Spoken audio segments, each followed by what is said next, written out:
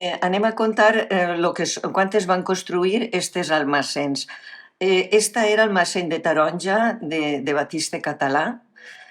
En l'any 52 es va construir i ací, en la part dreta, estava l'almacén de materials de Román Pastor també. Entonces, per el mateix any, l'època va ser la mateixa.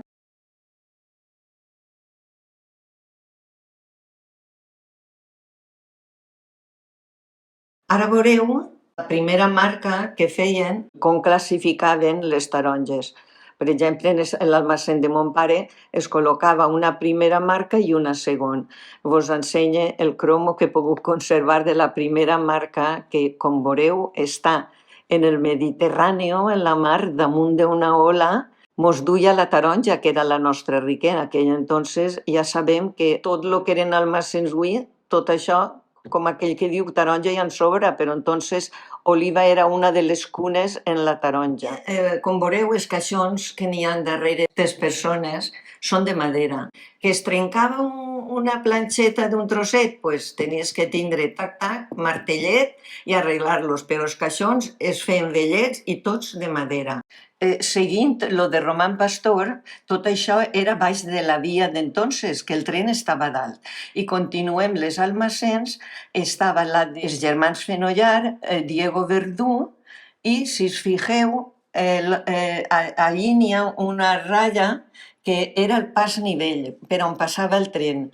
Luego, en esta boda es va tindre que casar, elegir una hora en la que el tren no passara. I també, ací a la dreta, veureu les almacens de Juan Sivera, es veu un poquitiu, i n'hi ha un camió que està carregant. Baix, la caseta menudeta que es veu ahí, era la de Carlos del Borjo, que era una caseta, diguérem, de recreo, que igual passaven l'estiu, com anaven fins de setmana.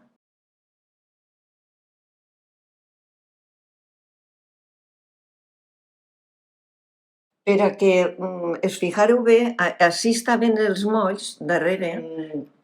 Jefe de l'estació vivia en la caseta que estava en la mateixa estació. Es veu una cúpula ahí dalt, que és on vivia, i tenim un moll de càrrega i un altre. Tenim el passeo a la dreta, que avui això està transformat i està el jardí dels menuts, n'hi ha un jardí d'infància d'estos, i això així de casualitat, fent una foto pasquera en les amigues. Clar, jo em dono compte que estan els molls. Després passem pel paseo, ahí tenim el quiosco que era de Pepe, antes era de El Cistellero, ara és el quiosco de Pepe, a la dreta. I on estan ara les finques eren almacens també. Tota la part esta eren almacens. I esta també. Així estava l'almacén de Tercero i el bar express estava baix de les almacens també. Continuant en les almacens, encara que no siguen almacens de taronja, ací tenim l'almacén de Torres, almacén d'abonos famosa en aquell entonces.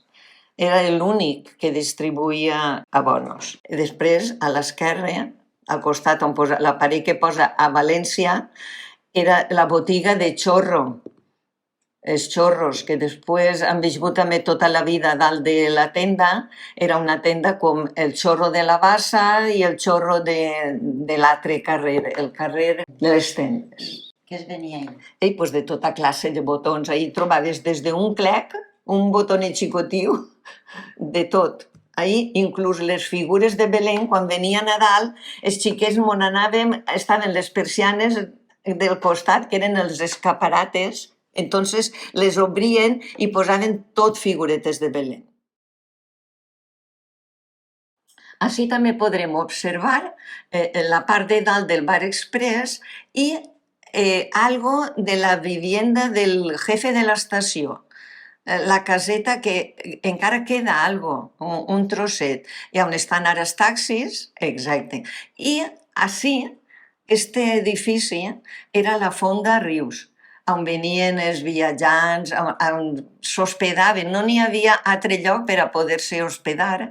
venien representants, qui vinguera, a la Font de Rius. També podreu observar que ací posa Terrazas Mena.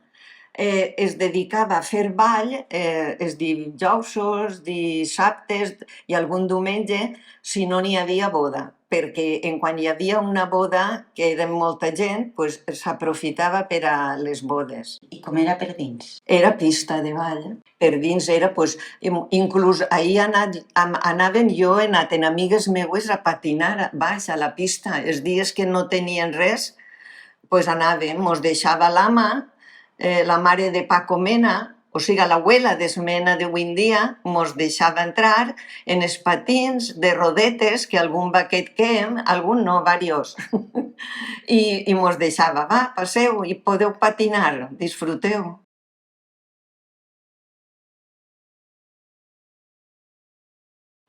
En esta fotografia podem observar també les almacens, perquè el Camí del Mar, més de mig carrer eren almacens també de taronja.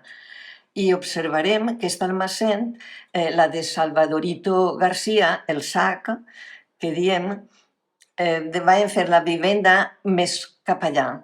Com era molt gran l'almacén, només van aprofitar algo per fer la vivienda dalt.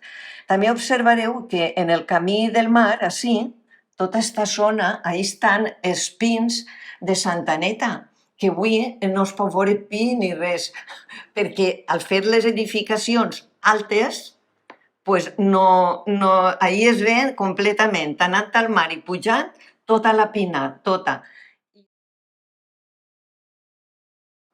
En esta dècada les carrosses van començar ja a traure no sols de l'Ajuntament la Reina, sinó els gremis anaven ja formant-se, uns més pront i altres més tard. Ahí en la foto tenim la reina de l'exportació eixe any, que va ser la filla de Batiste Català.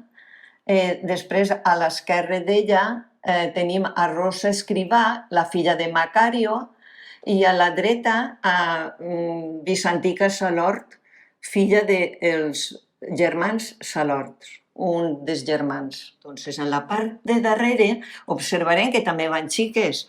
També està la dels abonos, les dels dos abonos, tots els comerços que entonces existien anaven dalt de la carrossa esta. El que n'hi ha ahí en la carrossa simula la taronja, que era la reina, la nostra reina, perquè entonces la producció de taronja forta era la província nostra, València, i per això li se posa la corona a la taronja, perquè en aquest cas la reina és la taronja, ningú més. Es construïa en madera dins i després anava forrat tot de paperets d'aixòs de seda i retalladets, molt paregut al paper en el que s'enrotllava, que era molt flexible, en el que s'enrotllava la mateixa taronja.